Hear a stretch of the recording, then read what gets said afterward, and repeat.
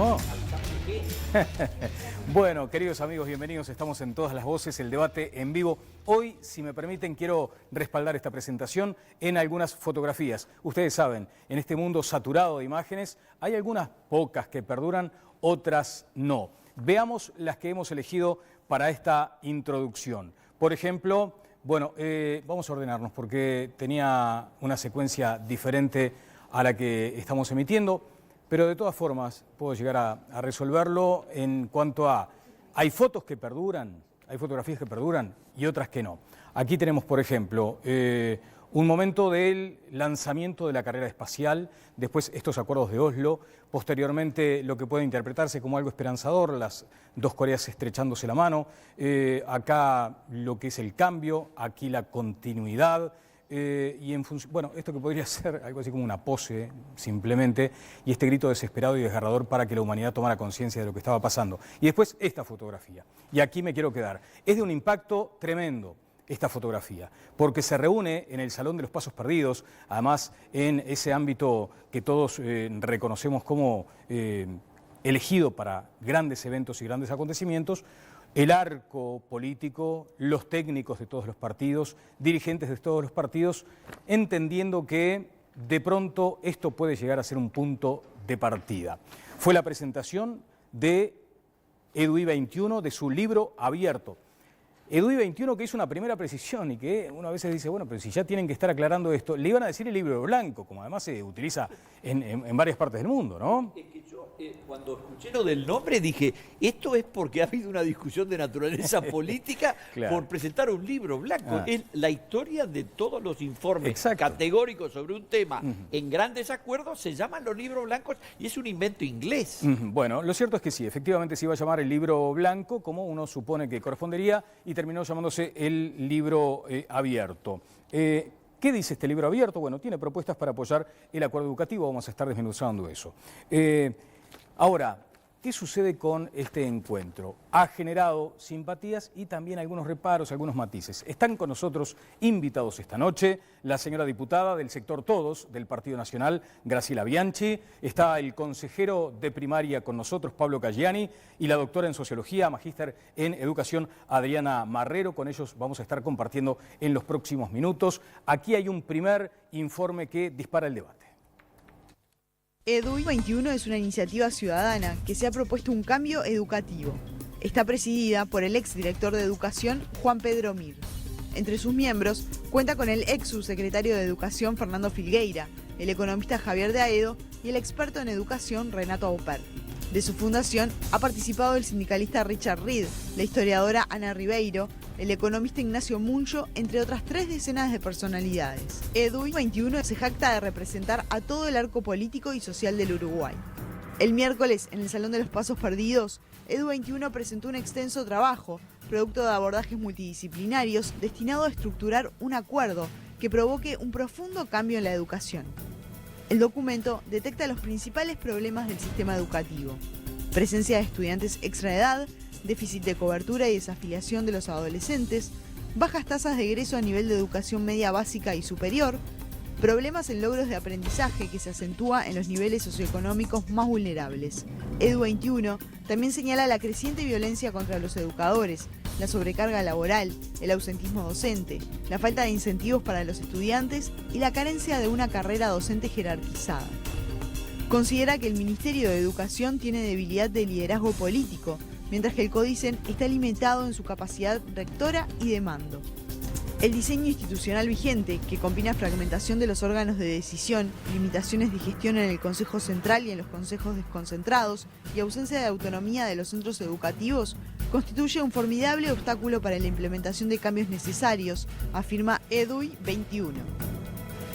Bueno, fueron invitadas las autoridades de EDUI 21 a participar del programa. Los he escuchado en varios espacios, de hecho en la radio también estuve hablando con Juan Pedro Mir. Entienden que todavía este no es el espacio que les permite debatir lo que está en este resumen ejecutivo, por ejemplo. Ojalá que tengamos la posibilidad de hablarlo con ellos más adelante. Como decíamos, están Bianchi, Caggiani y además Marrero.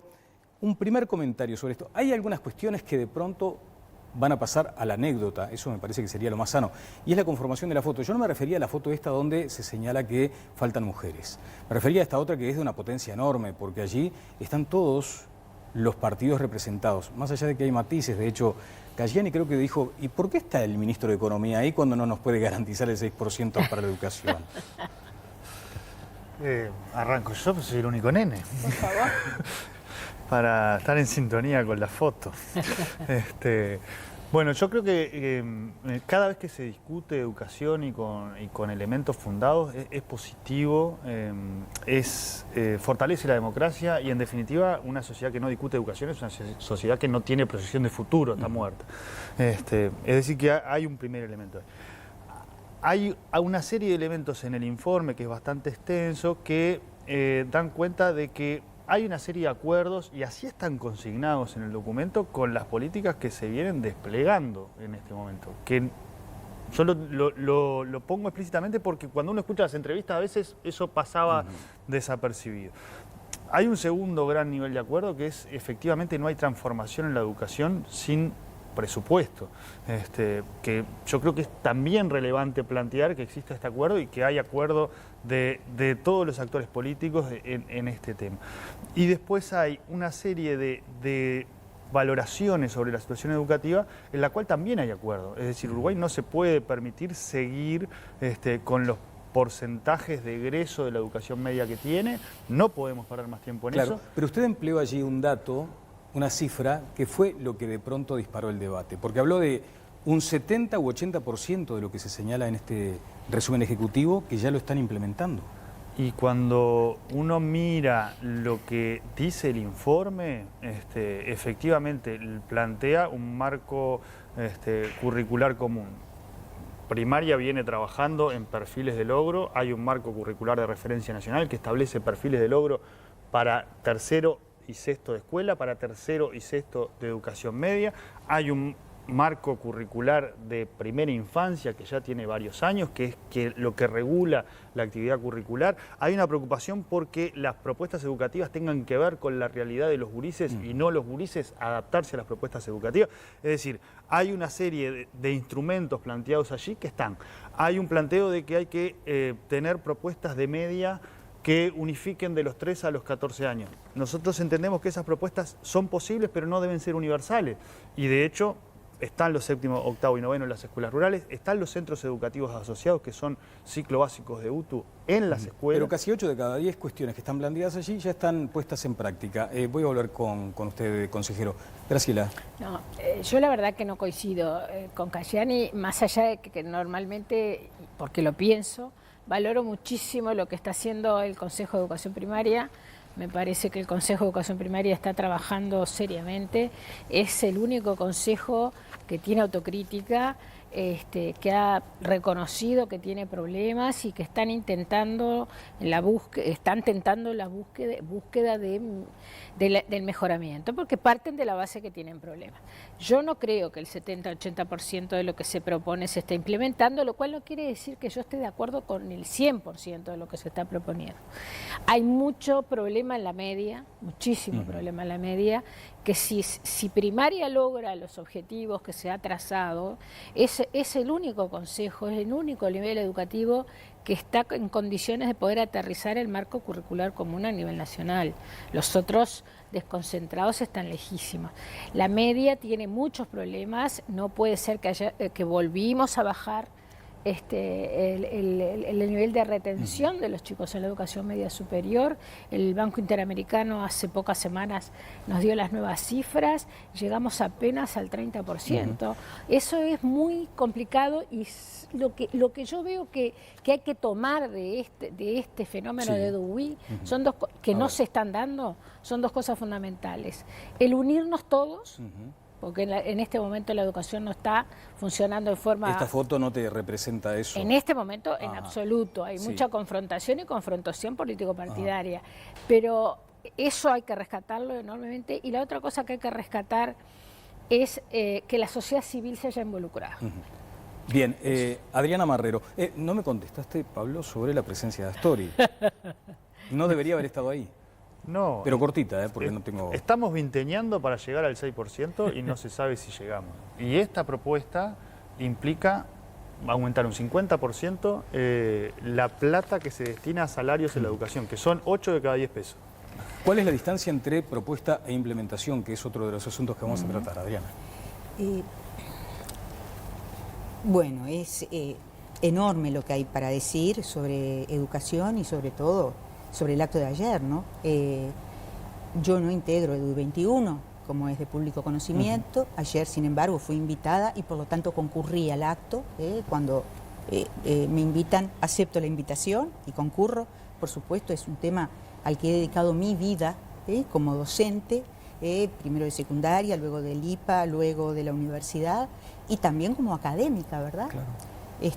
A través de, bueno, toda una larga trayectoria y tesis reiteradas sobre el tema educativo y también en la enseñanza. Entonces, yo, sin embargo, quiero sí volver a esto que vos un poco soslayaste, ¿no? Yo creo que cuando estamos hablando de educación, no es posible separar forma y contenido. No es tan sencillo. La forma es el contenido. Cuando nosotros nos encontramos en una situación como la que me encontré ayer, donde yo veía desfilar en el estrado a personas que eran primero Juan Pedro, yo los conozco, son compañeros, bueno, Juan Pedro fue estudiante mío, pero los demás son compañeros, ¿verdad?, de facultad, sociólogos, colegas, y bueno, y después Renato y Fernando, y después, bueno, la gente del trabajo que resultaron ser Richard Reed y Juan Martínez, y después los 6 representantes masculinos de los partidos políticos, y después Gerardo Caetano. Te olvidaste de Pablo da Silveira. No, pero estaba como representante. Los 6 representantes de los partidos. Al principio. Ah, bueno, entonces, Como no lo voy técnico. a contar 2 veces, es el mismo sujeto. Está bien. Entonces, y cuando llegué a la suma de 12-0, yo dije, acá hay un problema de déficit democrático, de déficit de representación, ¿no? Es decir, esto es un colectivo muy predominantemente femenino, estamos hablando de maestras, 97% mujeres, estamos hablando de docentes, 80% mujeres, estamos hablando que los estudiantes universitarias son 64% mujeres, a nivel de posgrado 70% mujeres, y a todas estas estudiantes y maestras y profesoras nos vienen a decir 12 señores cómo educar y lo que ellos saben de la educación. Yo entiendo bien cuál ha sido la lógica de la representación en 6 de los casos de los partidos políticos. Luego, cuando queda conformado una situación en la cual los que van a hablar son 12 hombres sobre educación, entonces yo digo, bueno, el discurso de la diversidad y la inclusión que hace EDUI 21 no es sincero o no tiene la suficiente sensibilidad como para percatarse de ese déficit de representación. Y por otro lado, otro déficit democrático que me parece que es la notoria ausencia de EDUI 21 en el debate. Es decir, si yo estoy aquí hoy, avisada a las 3 de la tarde, en parte fue porque EDUI 21 no quiso estar. Entonces creo que cuando uno pone algo en el debate, a mí hoy alguien en las redes me reprochaba que yo señalaba lo de las mujeres porque no tenía nada que decir sobre educación. Bueno, sobre es educación, no conocer tu currículum, por ejemplo. Exacto, es Ahora, no conocer el currículum. Sí, pero me permito ahora una breve interrupción, porque esto generó intensidad en las redes. No usas Twitter, sos más bien de Facebook, Sí. que Caggiani lo describió perfectamente hoy. En todo caso lo decimos más adelante. Déjalo, Es para no esta comprometas. Bueno, muy bien, pero digo, hubo un debate también intenso en las redes sobre este asunto. Si me permite, director, voy a compartir primero un tuit de Fabiana Goyeneche, posteriormente creo que está Bruno Gili. Aquí está el tuit de Fabi Goyeneche. Que muchas mujeres participen de un proyecto y al presentarlo las invisibilicen por completo lo hace aún más grave. No se justifica. Esto es lo que dijo Fabiana Goyeneche, hubo reacciones a favor y también algunas muy duras en contra. Posteriormente hay como una respuesta por parte de Bruno Gili, sí, integrante de EDUI 21. Y aquí está lo que decía Bruno. Lo grave es que la gran mayoría de los jóvenes de hogares pobres no terminan el liceo. Lo grave es la desigualdad que nuestro sistema no está pudiendo reducir. Lo grave son los problemas de calidad, no las imágenes. Sería bueno, dada tu responsabilidad, decir qué pensás que hay que hacer, le dice Bruno Gili a Fabiana Goyeneche. Y también estuvo el tuit de Graciela Bianchi, que creo que lo tengo, ya voy contigo, Adriana. Sí. Aquí está el tuit de la cuenta de Graciela Bianchi. No puede ser que el intendente de Montevideo nos obligue a pagarle el sueldo a la señora Fabiana Goyeneche. Los referentes en educación de EDUI 21 no merecen el intento de agravio. Esos, y allí viene la palabra entrecomillada, varoncitos, me representan mejor que muchas mujeres como la nombrada. Ya voy a venir con los invitados. Mónica Botero, empiezo con el panel. Estamos acá para hablar de un proyecto de educación. No lo vamos a convertir en un debate sobre temas de género ni femeninos, pero de alguna forma me siento aludida y creo que tengo algo para comentar, y es que efectivamente esa foto resulta bastante chocante, más allá de la simpatía, determinada simpatía que tengo hacia EDUI, hacia me siento muy cercana y con una gran identidad humana y cultural con todos los que hablaron, con los 12, por un motivo o por el otro, y con los que estaban sentados en la primera fila, creo que con el 90%. Pero sí me choca mucho. Y en esto hay cosas con las que con algunas mujeres puedo no sentirme identificada en algunos aspectos, como con Fabiana Goyeneche, pero en este aspecto sí. Y una cosa que además me parece importante es que lo que dijo Gili, a quien no solamente respeto, sino que le tengo un gran afecto personal, es que durante muchísimos años, cuando las mujeres reclamábamos determinados espacios de participación, se nos contestaba que había cosas más importantes de las que ocuparse, y que la economía era más importante, y que tratar la rendición de cuentas era más importante, y que hablar del trabajo de la gente era más importante, y de la educación y de la salud, que estas cositas que vienen acá, unas que son feministas. Entonces, no me parece acorde generacionalmente con el doctor Gili, a quien además tengo un afecto personal particular, que diga que eso otro es más grave. Bien. Lo otro, y la pobreza y un montón de cosas que él menciona, también son consecuencia de madres que no han tenido posibilidades de participar en la educación ni de recibirla. Bien, estoy pensando que estuve leyendo tweets cuando es una tarea para Jimena Savaris, entonces le dejo ahora, estimadísima Jimena, que por lo menos nos detalle en principio lo que es el sondeo de hoy. Muchas gracias, Daniel. Buenas noches para todos. Así es, abrimos la comunicación con nuestros televidentes y el sondeo de esta noche hace el determinado planteo, que es: ¿considera suficiente su formación educativa para afrontar los desafíos del mundo laboral? Queremos saber cómo se sienten ustedes con respecto a su propia educación. Y las respuestas hasta el momento son: un 36% afirma que sí, que se siente formado educativamente para afrontar el mundo laboral, y un 64% que no. Recuerden que pueden seguir participando, los invitamos con el hashtag Opino en TLB o con el Twitter Todas las Voces 4. Muy bien, Jimena, muy bien. ¿Algunos apuntes con Viviana Ruggiero? Yo comentar simplemente de la fotografía, que sí creo que esta foto transmite un mensaje, pero también me parece que se usó esta fotografía para por allí cambiar la mira y no analizar el fondo de lo que se estaba proponiendo. Y ese es el documento de EDUI 21. Por ejemplo, vean lo que no vamos a tratar en el programa, porque en definitiva el programa tiene una duración muy acotada. En todo caso, a lo largo del ciclo tal vez: estudiantes extraedad, déficit de cobertura y desafiliación, bajas tasas de egreso, problemas en logro de aprendizajes, violencia contra los educadores, sobrecarga laboral, ausentismo docente, falta de incentivos, carencia de una carrera docente jerarquizada. Es mucho lo que tenemos para compartir. Óscar Andrade, primeros comentarios. Sí, primero sobre el tema que sobrevolaba. Nosotros hace 3 años tuvimos un congreso de la Central que eligió una dirección que eran todos varones. Y una respuesta podría ser, bueno, hubo cosas más importantes en el congreso del PCNT que la dirección de todos varones, las propuestas sobre desarrollo productivo, pero claramente elegir una dirección de secretario ejecutivo con todos varones fue un gran error, un error gigantesco.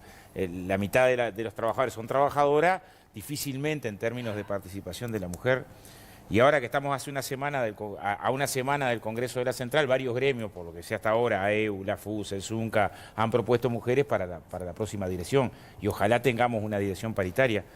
¿Quiere decir que el resto de los temas no importan? No, también importan, pero no es que este tema no importa.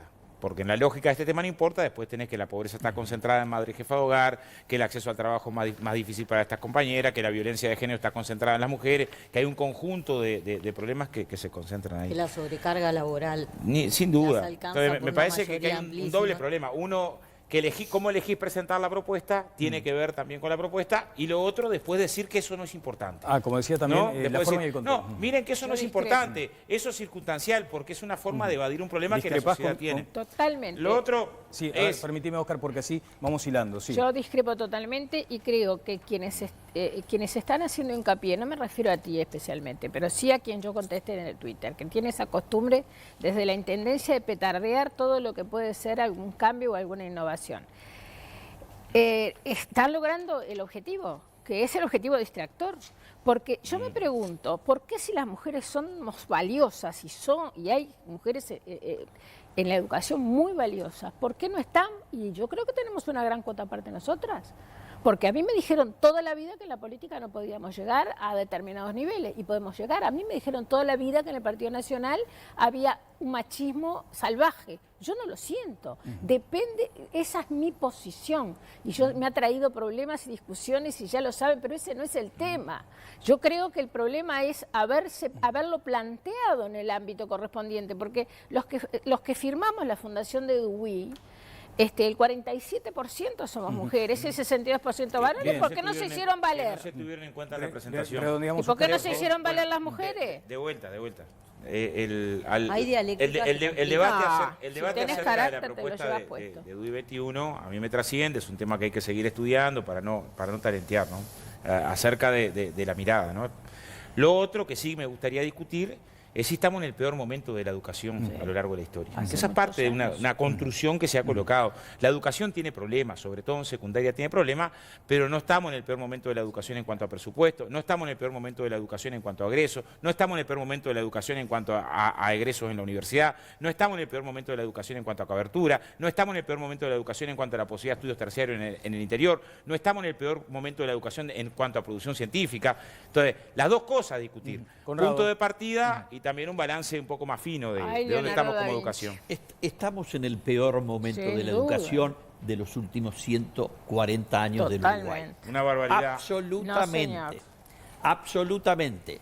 Todos los indicadores de calidad, todos los indicadores de asignación presupuestal contra beneficiarios del sistema, todos los indicadores de prestación del servicio de educación, y esto tiene que ver con la asistencia, las faltas reiteradas. Digo, yo he tenido, y conozco, porque he tenido a lo largo de mi vida, mis hijos pasaron por el sistema educativo, y ahora, digamos, la última niña está en el final de la secundaria, la escandalosa situación de no prestación de los servicios de educación. Pero además, las cifras estadísticas dicen cosas dramáticas. El Uruguay estaba en el año 2000, al cabo del régimen de la presidencia del doctor Sanguinetti, con Rama a cargo del CODICEN, en el 5º lugar de la tasa de participación de jóvenes de 15 a 17 en el sistema secundario. Estábamos quintos. Nos ganaba Chile, Argentina, República Dominicana y Brasil. Estábamos quintos. Había mucho menos estudiantes de esa edad que ahora. Perdón, ¿me dejás dar el número? Había mucho menos en el año 2013, triplicamos los recursos. Se hizo una ley que dicen los dirigentes sindicales fue magnífica, y hoy estamos en el 10º lugar. Últimos en la tabla. Nos pasaron Panamá, Bolivia, Ecuador, Paraguay y Costa Rica. Estamos en el camión de los rezagados. Es una vergüenza y es responsabilidad de una pésima ley que lo que dio es el poder a los sindicatos. Cayani. Yo creo que decir que es el peor momento de la educación en Uruguay es o desconocer la educación en Uruguay o tener una fe religiosa en otra cosa. Eso no es así, no hay ningún dato que indique eso. Lo que sí hay es efectivamente un proceso de cambio, de transformación, que va más lento de lo que todos queremos. No puede ser la desigualdad dentro del sistema educativo en términos de aprendizaje y no puede ser las tasas de egreso que tenemos de media. Y eso tiene que ver con esto que se planteaba recién, de en qué lugar estábamos. El resto de los países de la región tienen el mismo problema, pero están avanzando más rápido que Uruguay en la cantidad de egresos que tienen de educación media. Cuando se dice que se está peor, se está desconociendo que Uruguay le llevó 100 años universalizar el egreso de la escuela primaria. En el censo del 60, 2 de cada 3 uruguayos habían terminado la escuela, o sea que uno no la había terminado. El desafío que tiene el sistema educativo es, junto a extender la cobertura tanto en 3 como en educación media, como en las propuestas universitarias y terciarias, es ver por la calidad de la propuesta educativa al mismo tiempo. Para poner un ejemplo que nos incluye a todos toditos, la cantidad de estudiantes matriculados en la década de los 80 eran poquito más de 500.000. Hoy son 1.200.000. Entonces, esto que es un trabajo que se tomó la sociedad uruguaya de tener 1.200.000 estudiantes en una población de 3,5 millones, es un avance que no es propiedad de ningún gobierno en particular. Adriana, por favor. Yo quiero, para ir avanzando, sí, porque evidentemente escucho a Óscar y escucho a Connie, digo, los dos tienen razón. Es decir, lo que pasa es que Óscar está pensando en números absolutos y realmente no es correcto pensar en números absolutos cuando efectivamente lo que nosotros tenemos es que partimos de una realidad donde Uruguay era un país de privilegio en términos educativos y, como dice Pablo, hemos venido caminando tan lentamente que los demás nos pasan por el costado, porque cuando Correa, porque yo no voy a dar ningún ejemplo de ningún gobierno por allí del primer mundo, pero cuando Correa tomó el gobierno, había un 10% de analfabetismo en Ecuador. Esas son las ventajas comparativas. Ahora hay, ¿qué? 4. Ecuador tiene una tasa de egreso de secundaria del 54%, nosotros del 30%. Entonces, el problema aquí es no discutir en términos absolutos o relativos y seguir discutiendo la eternidad, una cosa que no tiene sentido. Claro que en números absolutos crecimos, pero en números relativos no, venimos decreciendo.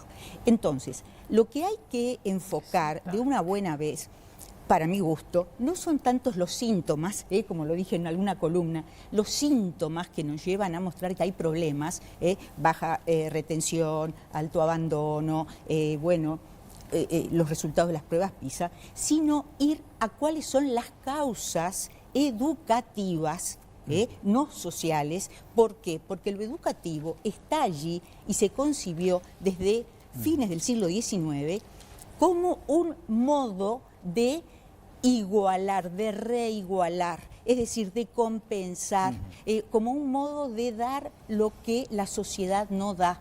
La sociedad es desigual, el sistema educativo tenía la obligación de dar a esos desiguales la oportunidad de elegir su propio destino. Adriana, ¿verdad? tú mencionas, por ejemplo, eso que creo que en algún momento hice como ejercicio, o sea, un liceal de una familia modesta en Artigas tiene una realidad, un liceal de una familia de clase media en Tacuarembó tiene una oportunidad, un liceal de familia muy modesta en Montevideo tiene una oportunidad y un liceal de familia rica en Montevideo tiene otra oportunidad. Totalmente. Eso es desigualdad absoluta. Eso es desigualdad. Y eso no se ha logrado resolver. Eso no se ha logrado resolver, pero eso por culpa, dos cosas. agravó. La primera, tenemos que ahí introducir también la variable sexo, porque de los pobres, la hermanita progresa en el sistema educativo y el varoncito abandona. Eso es muy interesante porque eso nos muestra que no es lo económico solamente lo que está incidiendo. Pero además, el hecho de que la escuela está justamente hecha para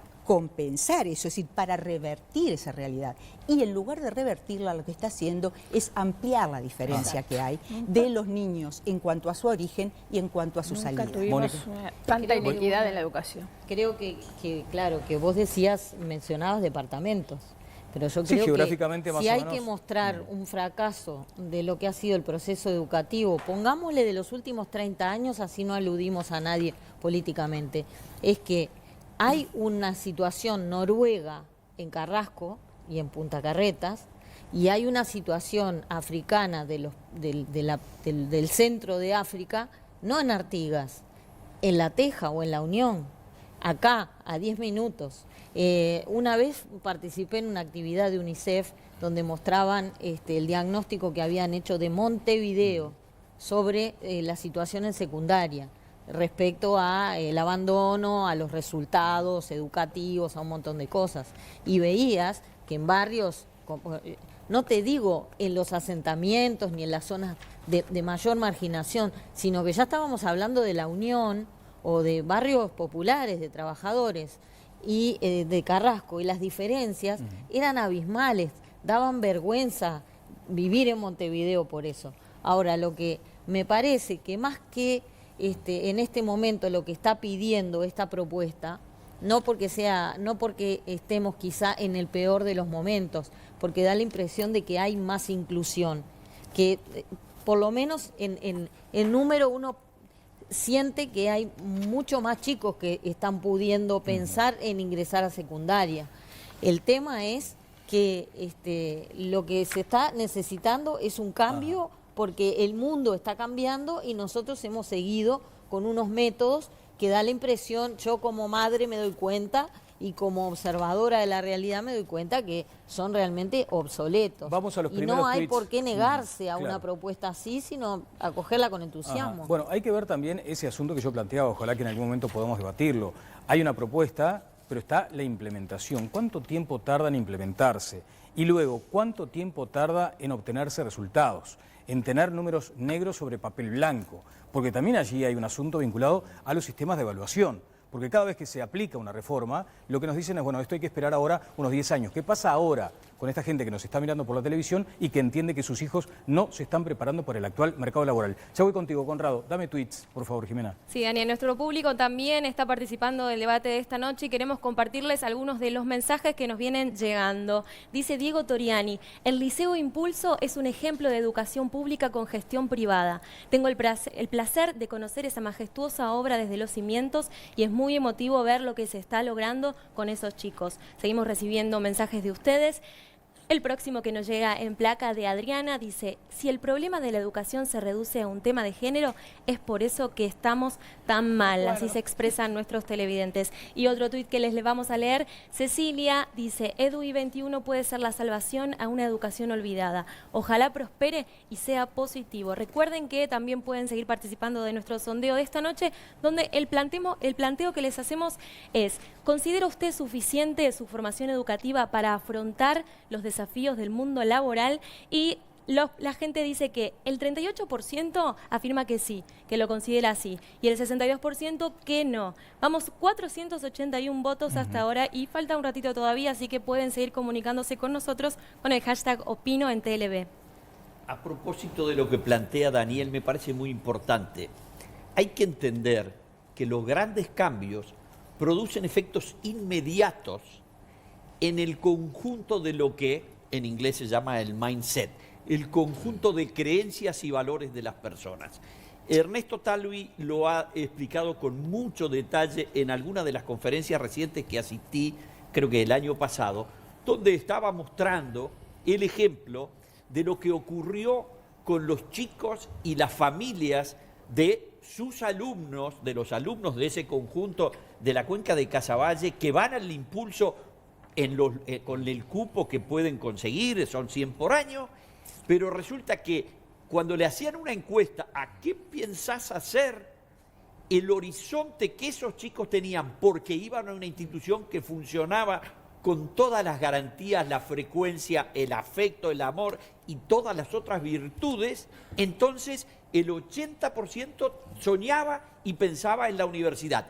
Sus vecinos del lado, de la puerta de al lado, tienen tasas del 15% aspiracional a estudiar. Es decir, la quinta parte. ¿Y qué es lo que cambió? ¿Qué es lo que cambió? Pura y exclusivamente la metodología, el enfoque y las decisiones de a dónde voy. No si ya lo conseguí, es lo que tengo en el horizonte. Ajá. ¿Es posible que un chico de La Teja que tuvo que trabajar mientras estudiaba llegue a presidente hoy, por ejemplo, en estas actuales circunstancias? Sí. ¿Eh? Igual. Igual. Hoy no, hoy no. Totalmente Oscar, por favor. igual. Sí, a ver, en el año 2006, un tercio de los gurises del quintil más bajo de ingreso no ingresaba al liceo, ni a la UTU ni a ningún lado. Un tercio, ¿no? Entonces, no teníamos que retenerlo en secundaria porque no empezaba secundaria. Hoy esa relación es que 82 de cada 100 ingresan a secundaria.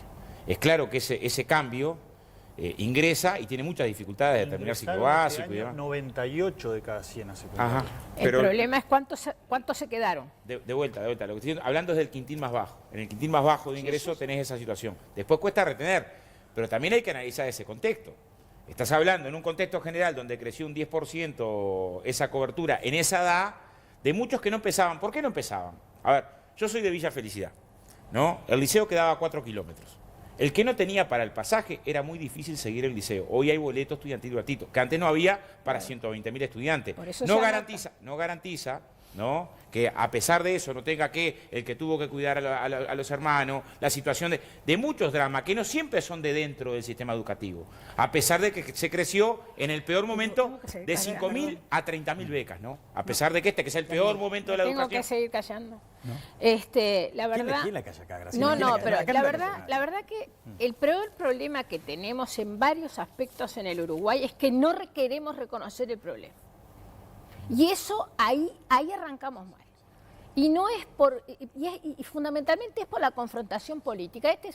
La educación como otras áreas, pero a mí me importa la educación.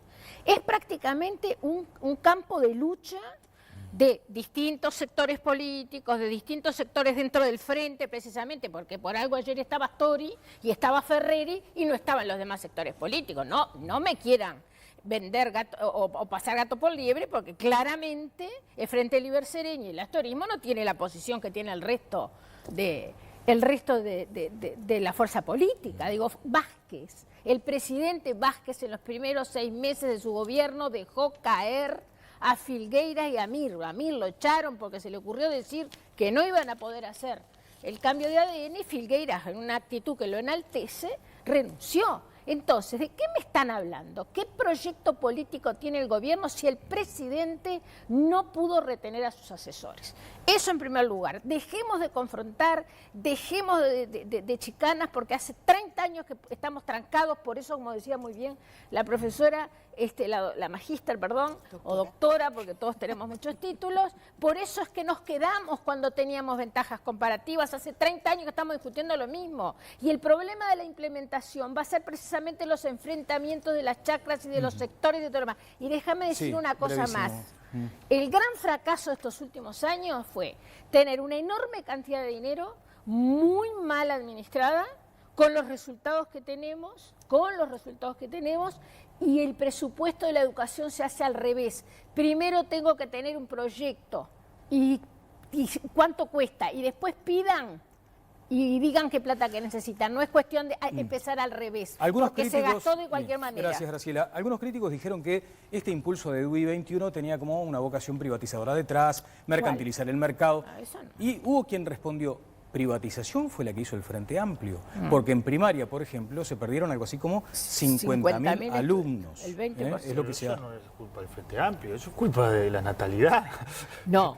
Una migración Momento. hacia- Hay una fuga a la educación. Aumentó 18% la educación privada. primaria. Dos o tres puntos Quiero agregar porcentuales. Lo Gracias. bueno que es eso. Gracias. Lo bueno que es eso. Yo Consejero creo que Cayenne. hay algunas cuestiones que quiero colocar de la propuesta de EDUI 21, porque además yo entiendo que son avances en términos de lo que es la discusión, sobre todo con los sectores más conservadores o religiosos.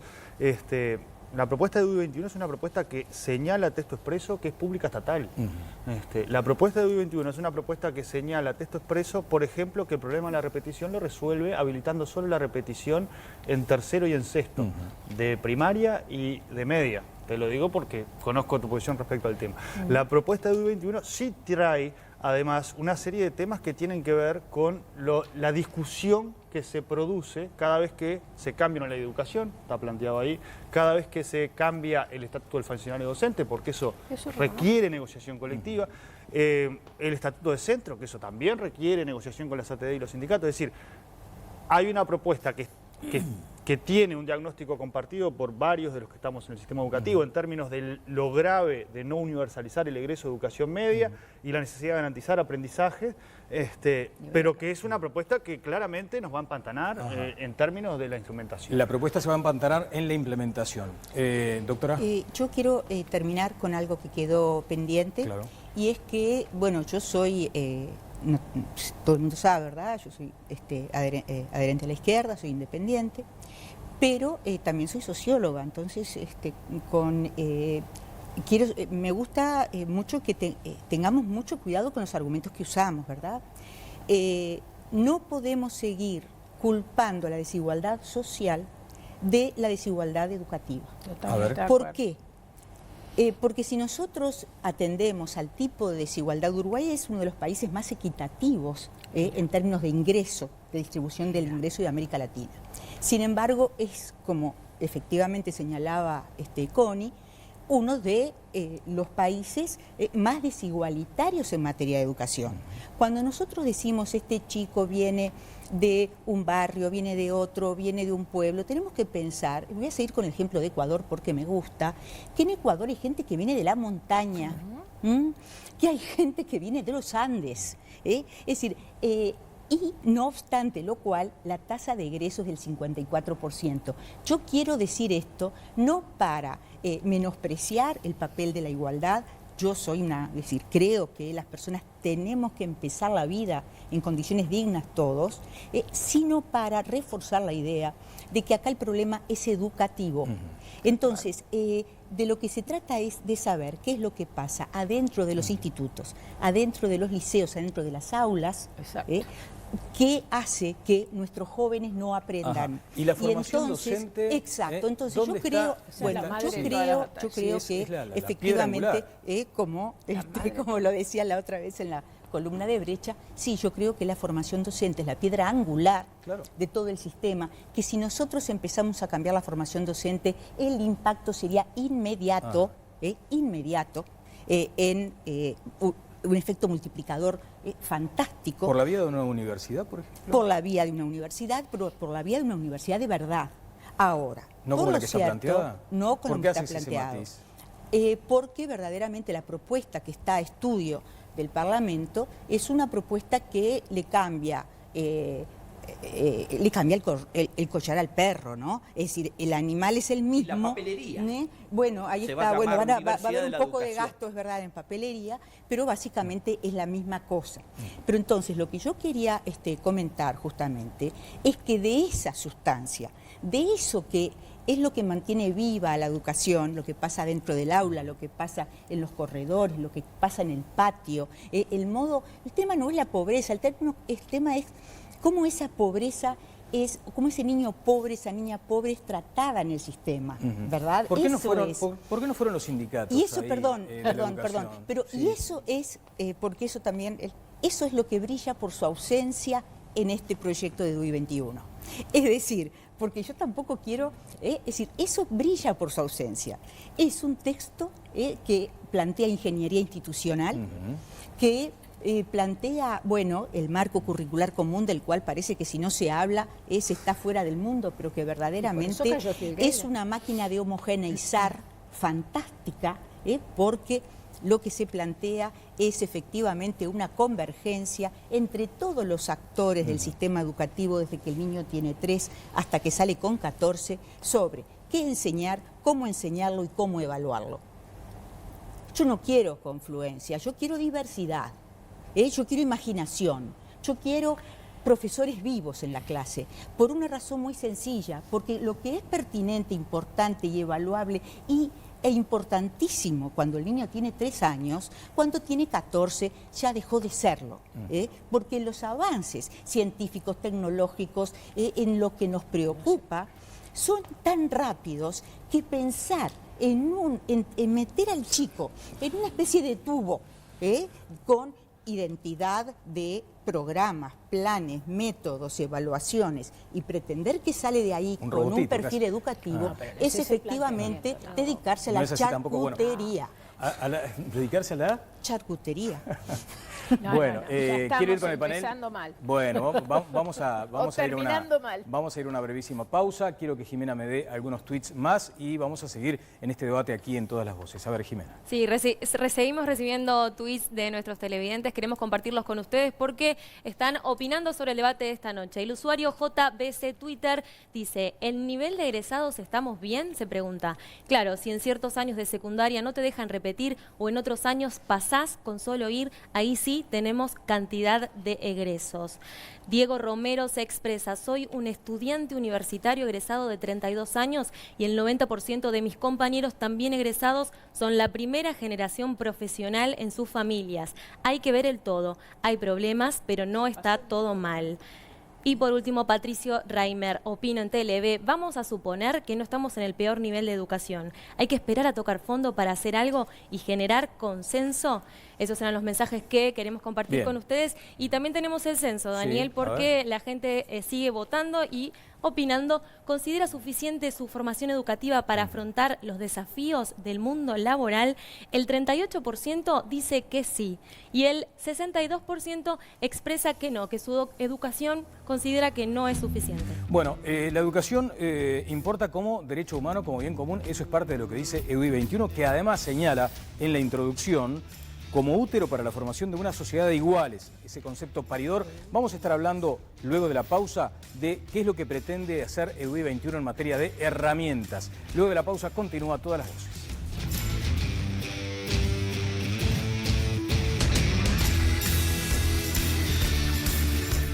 Ingresamos al segundo tramo de Todas las Voces. Eso de Leonardo da Vinci. Atrás de la tertulia y de la polémica. Viviana. Es el hombre universal, sobre todo. Muchos de los planteos que están acá en el libro abierto los hizo el propio Filgueira durante la campaña electoral del Frente Amplio. Muchísimos.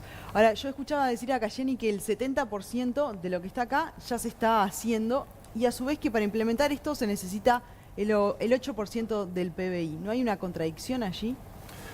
A ver, hay mucha cosa en camino, hay mucha otra que hay que efectivamente encarar el tema del desafío. Es claro que hay una propuesta acá donde no puede haber ningún docente con menos de 30 horas en un centro educativo. Eso implica un aumento del 50% de horas de lo que se le paga a un maestro hoy. De cada 10 pesos que entran a la ANEP, 8 van a salario.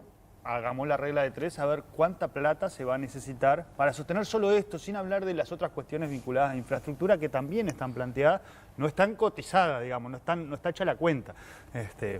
Ahora, es claro que la sociedad tiene que seguir haciendo un esfuerzo en términos presupuestales porque cada vez que extiende el tiempo pedagógico, que tiene un gurí, en vez de tener una escuela de tiempo simple, lo tiene una escuela de tiempo completo, le está dando el doble de dinero. La sociedad demanda escuelas de tiempo completo, de tiempo extendido, y primaria las ubica en general en los sectores más vulnerables porque en definitiva tiene que ver con justicia educativa, darle más a quien más lo necesita. Ahora, pensar que se resuelve esto o tener más grupos de 3 y más maestras de 3 años sin presupuesto, que es parte de las líneas que se están trabajando hoy, es parte de las líneas que la población valora y que el sistema político valora, porque cada vez que hemos ido al Parlamento nos preguntan cómo vamos con el avance en 3 años y cómo vamos con el avance en términos de escuelas de tiempo extendido, tiempo completo. Esa es una propuesta que está acá. Eso necesariamente es más presupuesto y viene bien decirlo en un momento en el cual se está discutiendo presupuesto. Lo otro que me parece relevante es que se dé un debate en el cual podamos acordar en algunas cuestiones mínimas. Digamos, yo sacaría todas las evaluaciones de es lo peor o es lo mejor o estamos acá o estamos allá, porque eso es meter a la educación adentro de la campaña electoral y eso es lo que me parece que hay que evitar. Bueno, Cayetano lo mencionaba, ¿no? Que hay que tomar mucho cuidado con que esto se transforme luego en un asunto de campaña político-electoral sectorial. Daniel, todavía. es muy difícil si es la Iglesia, Talvi, los sectores de los partidos tradicionales, algunos sectores conservadores, los que están atrás de este documento. No. Es muy difícil salirse de eso. Yo creo que hay que hacer el esfuerzo. ¿No importa más quién está atrás que lo que dice esto? Exacto. Esos son los prejuicios que nos tienen detenidos hace 40 años. Lo que estoy diciendo es que es muy difícil sacarlo. A ver, un apunte que quiero ir a la sala.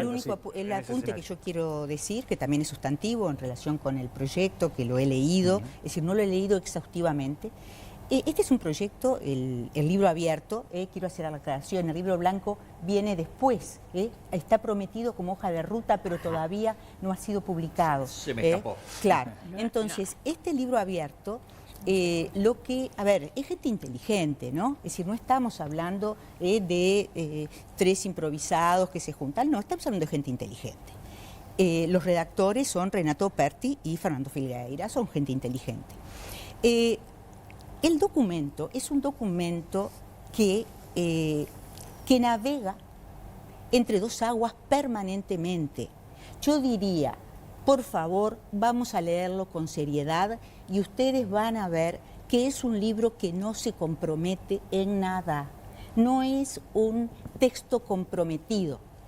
Es algo así como... me fijé, por supuesto, en particular en la formación docente, que yo creo que sí, que es el talón de Aquiles de todo el sistema educativo, la piedra angular y el talón de Aquiles, y dice, una formación flexible y robusta, claro. Si vos decís, si te quejás porque es flexible, te dicen, no, pero es robusta, ¿verdad? Entonces, si te quejás porque es rígida, te van a decir, no, pero es flexible. A ver, algunas herramientas que plantea EDUI 21 en este próximo informe, por favor. Los expertos proponen herramientas para llevar adelante los cambios. Nueva ley de educación que fortalezca el Ministerio de Educación y la capacidad rectora del CODICEN. Marco curricular común para el ciclo educativo de 3 a 18 años, con su consiguiente impacto en la revisión y flexibilización de grillas, de áreas de aprendizaje, asignaturas, contenidos curriculares, estrategias de enseñanza-aprendizaje, evaluación en primaria y enseñanza media. Nuevo estatuto docente que favorezca la excelencia y dignificación de la carrera, mejorando las condiciones de trabajo de los educadores y creando una estructura profesional radicada en los proyectos del centro educativo. Creación de un estatuto de centro educativo, al que debe dotarse de generosos márgenes de autonomía con contrapartidas y un conjunto de apoyos centrales para que desarrolle su propio proyecto institucional, curricular y pedagógico, alineado al marco curricular común que comprende estudiantes entre los 3 y 18 años, con la respectiva rendición de cuentas. Sistema universitario de formación docente anclado en una concepción curricular que condense robustez y flexibilidad, compuesto por un arco abierto de ofertas en materia de grados y posgrados, con diversidad de prestatarios regulados por el Estado. Marco presupuestal acorde en esfuerzos y modalidades de asignación de recursos, que atienda a la calidad del gasto, con un sistema de seguimiento y evaluación de objetivos, metas e impactos. Se ampliará la capacidad de las instalaciones edilicias en las zonas con población vulnerable, con capacidad para cubrir en el primer quinquenio al 40% más pobre de la población entre 3 y 14 años, para un modelo de servicio de tiempo extendido o completo, con alimentación y diversificación de actividades curriculares en régimen de contrahorario. Bueno, esto es algo como perspectiva. Vamos a la actualidad de algunas medidas sindicales que se están aplicando ahora, Viviana. Sí, así es. Los sindicatos se reunieron con representantes de la ANEP y del Poder Ejecutivo el martes, por primera vez previo a esta rendición de cuentas. Dicen que del Ejecutivo no recibieron ninguna propuesta y que de la ANEP una respuesta que ya está rechazada. Por lo tanto, mañana hay una asamblea y se va a poner sobre la mesa un paro de hasta 72 horas para la primera semana de junio.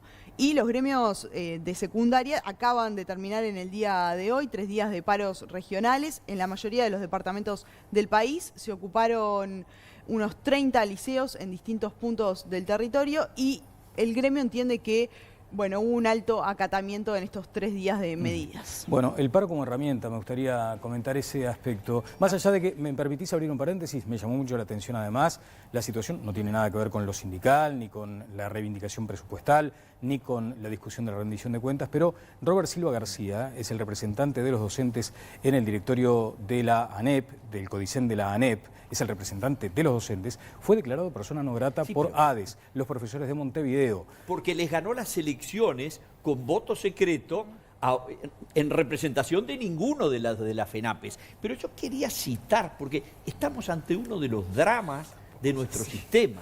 Es cientos de millones de dólares tirados para que no se presten los servicios. Hay un trabajo del año 2009 de Pasturino que, hablando de las horas perdidas, dice esto: las horas no dictadas ya sea porque no hay docentes, por la causal que sea, o porque los alumnos faltan a clase, son dos dimensiones de un problema cuyos efectos son similares: bajos desempeños educativos, desmotivación y desafiliación o deserción. A su vez, llevan a la anomia institucional. ¿Se acuerdan que hablamos de la anomia y la hiera? Bueno, la anomia institucional, la falta de espacios de diálogo, y se transforman en ambientes propicios para los conflictos interpersonales y, en el extremo, para el inicio o incremento de la resolución de los conflictos por la violencia. Nada más anticipatorio de lo que está ocurriendo hoy que este trabajo de paz. Vamos a optimizar los tiempos, Mónica, por favor. Solo quería comentar que me llama la atención, como todos, en el día de hoy tuvimos nuestras actividades y no pudimos profundizar en este tema. Estaría bueno que cuando pasen unas semanas más volvamos. Pero me parece que hay un gran ausente, no sé si factor o actor, en esto, que es el sindicato, los sindicatos de la educación, que en realidad son los que han trancado y los que han criticado y los que han paralizado muchas reformas propuestas. Entonces uno ve todo esto tan que es muy aceptable, muy razonable, más allá de que pueda haber diferencias y todo este conjunto de gente poniendo su inteligencia al servicio de mejorar esto, pero no le preguntamos a un actor que nos ha demostrado en las últimas 3 décadas que ha sido fundamental en general para frenar, ¿no?, las propuestas de cambio. Entonces no sabemos yo no he escuchado ningún pronunciamiento más que lo de Robert Silva, ¿no?, que ya nos muestra cómo viene la cosa. Yo tengo la opinión que gracias a la lucha de los trabajadores de la educación muchas veces se colocó en la agenda. Muchas veces, y muchas veces se conectó. Me dejás, yo te escuché sin interrumpir. Que sin la lucha de los gremios de la educación no hubiéramos tenido ni presupuesto educativo para la educación, ni defensa de la educación pública durante décadas. Durante décadas. Y de los sindicatos parece son la madre de todos los problemas. Tenemos mala prensa, pero ¿sabes cuántos hijos de trabajadores de la construcción están becados haciendo estudio terciario? Connie capaz que hablaba del impulso, porque podemos hacer discursos. 900. ¿Sabes cuántas familias de hijos de trabajadores de la construcción reciben apoyo al inicio de las clases? 30.000, todos los años. 30.000. Todos los hijos de los trabajadores de la construcción tienen, gracias al convenio con el área social, inglés gratuito y computación gratuita. Traeme una tapa de diario que hable de eso, una editorial que hable de eso. Alguno, ¿no? Habla siempre, alguno. Boca. Sí, yo. Si tú ¿no? te pasas, estos sindicatos son los que te pagan a ti. Tráeme alguno que hable de eso desde el punto de vista del papel de los sindicatos. Parece que no es importante. Hoy hay 75 localidades del Uruguay, de los barrios más pobres, donde hay 3.000 gurises que reciben talleres de teatro gratuito, talleres de artes marciales gratuitos, en los barrios más pobres, en esos que a veces hacemos discursos sobre los barrios más pobres. Pero el papel de los sindicatos es noticia cuando hay un paro y si el paro tiene dificultad o no tiene dificultad del paro.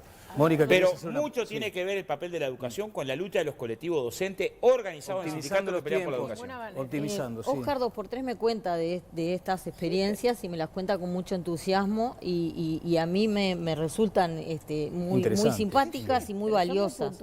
Ahora, porque todo se hace porque el Zunca lo decide y el Zunca lo organiza y el Zunca, pero y todos los demás que no están dentro del gremio, no son hijos del gremio. Pueden ser que otros gremios lo hagan. Lo que a mí me preocupa es que las dirigencias sindicales, muy pegadas siempre a posiciones ideológicas, firmes y respondiendo a las direcciones de determinados partidos con ideologías muy obsoletas, son las que se han dedicado a trancar cualquier propuesta de cambio a la educación. Eso me parece que también hay acuerdo en el sistema político. Yo no sé quién es el inspector de ideologías obsoletas e ideologías válidas, ¿no? O sea, ¿quién tiene esa posibilidad de poder decir esta ideología es obsoleta es válida? Gracias. Maravilloso. Muchas gracias. Maravilloso. Voy a cerrar con los invitados.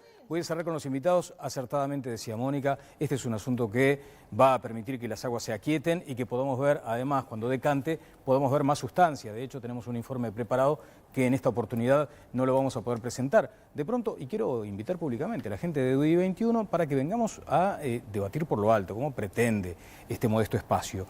Así que el próximo martes, de pronto, vamos a volver con este informe sobre lo instrumental, las herramientas que plantea EDUI 21. Cierre, Graciela, por favor. Pero no busquen en esta propuesta inicial lo instrumental, más allá que podemos pensar que va a ser complicado, y más los que trabajamos desde la trinchera, porque hay una cosa que yo reivindico, más que las mujeres estuvieran en esa foto, que las personas que efectivamente tuvimos responsabilidades de gestión en los centros educativos, que muchos de los que están allí son muy buenos teóricos y la verdad que con la teoría está muy bien, pero no avanzamos muy lejos en las cosas grandes, pequeñas cosas de todos los días que nos van a permitir ir cambiando. Ahora, yo no quiero minimizar, porque yo estuve presente en el acto de ayer, sí, y lo que quedó específicamente claro, y hoy escuché a Renato Perti en otro canal, que le hicieron un reportaje, ahora van a empezar a hacer giras por el interior,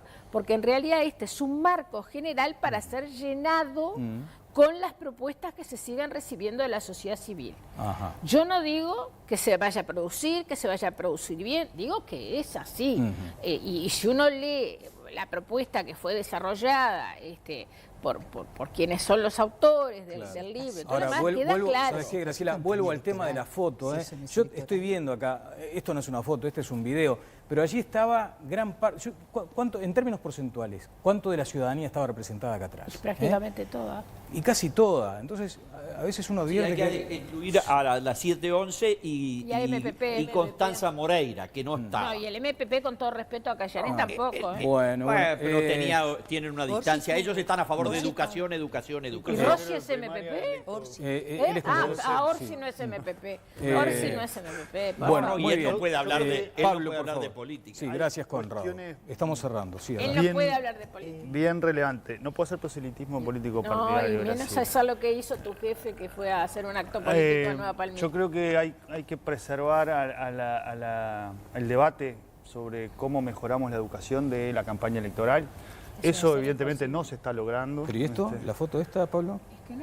Es que la foto lo que da cuenta es eso. Y si hay una recorrida ahora por el interior, en realidad hay un objetivo que está bastante claro. Yo no sé cuán abierto es el libro, pero ahí está definido hasta cuántas direcciones va a tener el códice. No puedes hacer proselitismo, estás diciendo que acá hay un movimiento político en cierne, digamos. No. De respaldo a otro. Ellos dicen que son un movimiento político, no son partidarios. Claro. No, me refiero a lo político partidario. Y esa es la angustia que tienen ustedes, que les vamos a correr. Yo creo que hay algunas cuestiones de la propuesta que sí deben ser debatidas y las voy a listar como problema. Hay una que es la publicación de las evaluaciones de aprendizaje por centro educativo. Eso es una medida que ni siquiera Finlandia hace, que ya está demostrado que genera efectos negativos en el funcionamiento de los sistemas.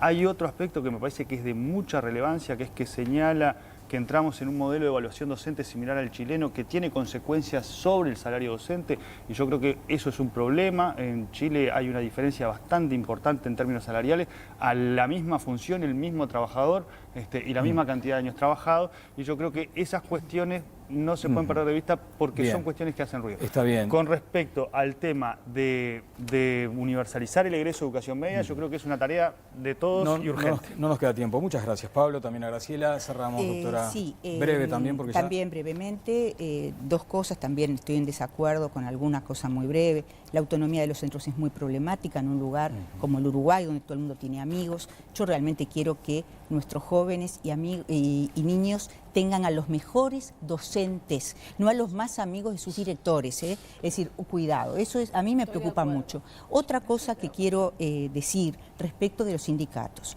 cosa que tampoco se moja EDUI 21 con el tema ese sindical, que me parece que es muy serio.